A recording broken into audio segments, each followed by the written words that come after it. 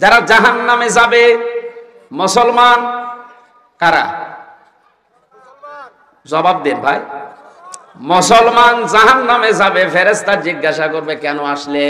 তুমি তো খ্রিস্টান না, তুমি তো ইহুদি না, বৌদ্ধ না, হিন্দু না, মুসলমান, তুমি জাহান্নামে আসলে কেন? যত মুসলমান জাহান্নামে যাবে তারা চারটা কথা বলবে। প্রথমে ক্বালু লাম নাকু মিনাল মুসাল্লিন ওয়া লাম নাকু নুতি'মুল মিসকিন। এক নম্বরে সবাই বলবে আমরা নামাজ পড়তাম না। কি করতাম না? টাঙ্গাইলবাসী ভালো করে জবাব দেন। কোন হিন্দু বলবে যে আমি নামাজ পড়তাম না? কোন খ্রিস্টান, কোন ইহুদি, কোন বৌদ্ধ? কারণ ওরা নামাজ, এই কথা বলেন, ওরা নামাজ পড়ে না, ওদের নামাজ নেই। এ কথা বলতে পারে কারা? তাহলে যে মুসলমান দাবি করার পরেও নামাজ পড়ে না, সে যদি আওয়ামী লীগ করে কোথায় যাবে? ও যদি জামাত করে কোথায় যাবে? আর কার ফতোয়া লাগবে আপনারা? মুদ্দাসসিরের ফতোয়া। জাহান্নামে যারা গেছে সব ওরা মুসলমান, এক বাক্যে জবাব দিচ্ছে জাহান্নামে আল্লাহ দিয়েছে নামাজ পড়তাম না তাই। আপনি আর যাই করেন না কেন, অন্তত মুসলিম পরিচয় দিলে ফরজ নামাজ ছাড়বেন না। রাজি আছেন কারা? দেখে লিল্লাহে তাকবীর। এটা ঠিক থাকবে তো? মেয়েদের সন্তান যখন দুনিয়ায় আসে প্রথমে পানি দেখা যায়, এরপরে রক্ত, এরপরে সন্তানের মাথা দেখা যায়। নবীজি বলেন এমন কঠিন সময় যদি তৈরি হয় আর নামাজের আজান হয়ে গেছে, সময় চলে যাচ্ছে, এই মেয়েটার মাথাকে তোলার ভেতরে বিছিয়ে দিয়ে বলো নামাজ পড়। জীবন নিয়ে টানাটানি, অথচ ফরজ জিনিস ছেড়ে দিচ্ছে না, কোনো অনুমতি নেই নামাজ ছেড়ে দেওয়ার। আর আমরা চা খেতে খেতে আসরের নামাজ নষ্ট হয়ে যাও, টেরও পাই না। মুসা আলাইহিস সালামের জামানায় আল্লাহ একবার বললেন, এক কামার বাজারে কাজ করে, লোহা পিটায়, ওরে বলো যে তুমি জান্নাতি। মুসা নবী বলে আল্লাহ তুমি আর লোক পেলে না। কামারের কথা বললে, দুনিয়ায় এত বড় বড় লোক আছে, কামার লোহা পিটিয়ে সোজা করে, ও কি এমন আমল করে? আল্লাহ বলেন দেখো গিয়ে। বাজারে গেলেন, বাজারের এক কোণে দেখে ও হাতুড়ি দিয়ে লোহা পিটাচ্ছে, মগুর মাথার উপরে তোলে, আবার পিটায়, আবার উপরে তোলে। আমাদের যেমন নামাজের সিস্টেম হচ্ছে, আজান দিলে নামাজের সময় হয়ে গেছে। মুসা নবীর জামানায় এক ওয়াক্ত নামাজ ছিল, হয়তো কোনো সিস্টেম ছিল নামাজের। যেই নামাজের সময় হয়ে গেছে, এই হাতুড়ি পেছনে ফেলে দিয়ে উনি পবিত্র হয়ে নামাজে দাঁড়িয়েছে। হযরত মুসা লক্ষ্য করে আল্লাহকে বলে রব্বুল আলামিন, লোকটা তার এই হাতুড়ি বা এই মগুর লোহার উপরে পিটিয়ে তারপরে পবিত্র হতে পারতো। নামাজের সময় হওয়ার সঙ্গে সঙ্গে পেছনে ফেলে দিয়ে তাড়াতাড়ি করে তোমার বিধান মানার জন্য ব্যস্ত। তোমার বিধানকে, তোমার আইনকে এত বেশি যে লোকটা মূল্যায়ন করতে পারে, তাকে তুমি জাহান্নামে দিতে পারো না। জীবনে যত বড় গুরুত্বপূর্ণ কাজ থাক না কেন, ফরজ নামাজের সেজদা আজকে থেকে বাদ দেবেন না।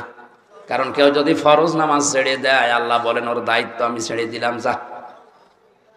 আল্লাহ পাক যদি কারো দায়িত্ব ছেড়ে দেয়, আমার মনে হয় এক সেকেন্ডও বেঁচে থাকা আপনার নিরাপদ ভাবে সম্ভব না। আমরা জমার নামাজের কথা জানি যে জমার নামাজের আজান দিলে এই দুনিয়ার সব কাজ কাম বেচা কিনা বন্ধ করে দিয়ে নামাজের দিকে দৌড়াতে বলেছে আল্লাহ। এ কথা জানেন না?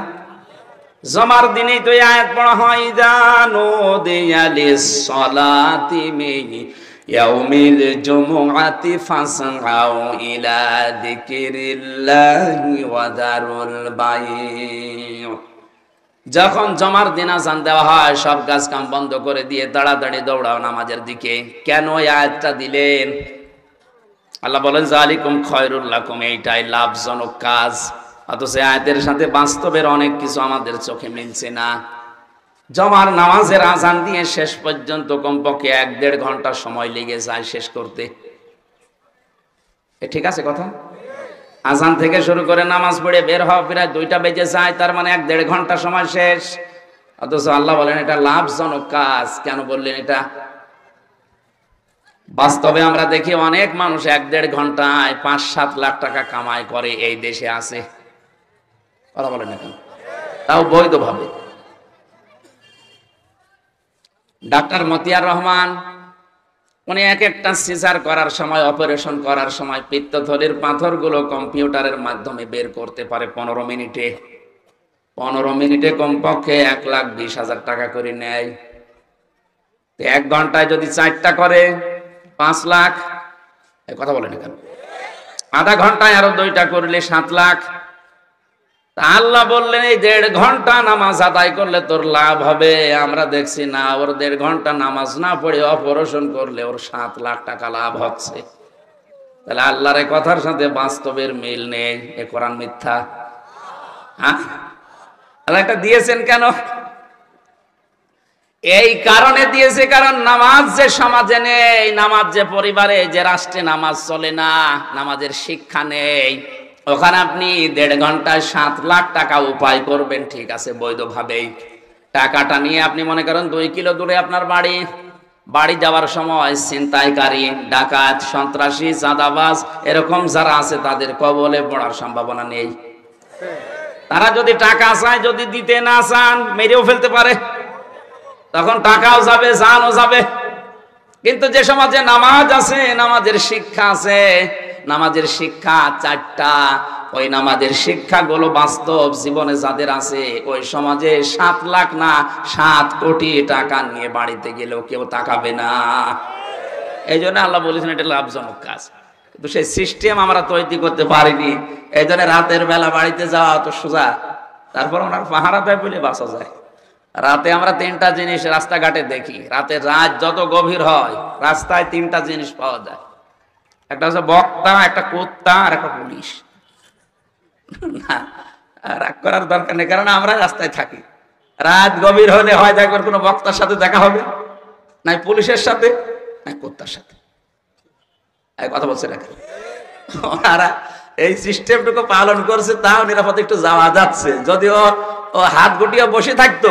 আর নামাজের শিক্ষা যা চলছে আমাদের দেশে, এই জন্য ফরজ নামাজটা বাদ দেওয়া কোনো মতেই যাবে না। যেহেতু রাষ্ট্রীয়ভাবে নামাজটা নেই, এটা সরকারের দায়িত্ব ছিল রাষ্ট্রীয়ভাবে নামাজটা কায়েম করে দেওয়া। 53 বছর হয়ে গেল, মুসলমান বারবার ঘুরে ঘুরে আসে, কিন্তু এই বিধানটা আজও আমরা রাষ্ট্রীয়ভাবে পাই না। আমাদের দুর্ভাগ্য। আমাদের যিনি আছেন দায়িত্বে, আমাদের জননী শেখ হাসিনাকে আমরা আহ্বান জানাবো, আপনি আবার হয়েছেন দায়িত্বশীল, নামাজটা অন্তত মরণের আগে আমাদের দেশে রাষ্ট্রীয়ভাবে চালু করে দেন, তাহলে নিরাপদ থাকতে পারবো। পুলিশের ডিউটিও কমে যাবে। 24 ঘন্টায় ডিউটি পালন করা লাগে। আমার দোলা ভাইও তো পুলিশ, 24 ঘন্টা এদের ডিউটি, 1 সেকেন্ড তো খালি নেই। একটু ঘুমিয়ে আসেন, এখন যদি ডাক দেয় আবার চলে যেতে।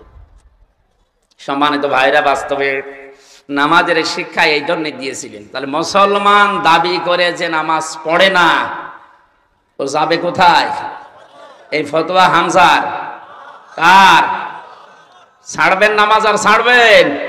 যে দুনিয়া একদিকে চলে যাক, সব হারিয়ে যাক, কিন্তু আমি ফরজ নামাজ ছেড়ে দেব না ইনশাআল্লাহ।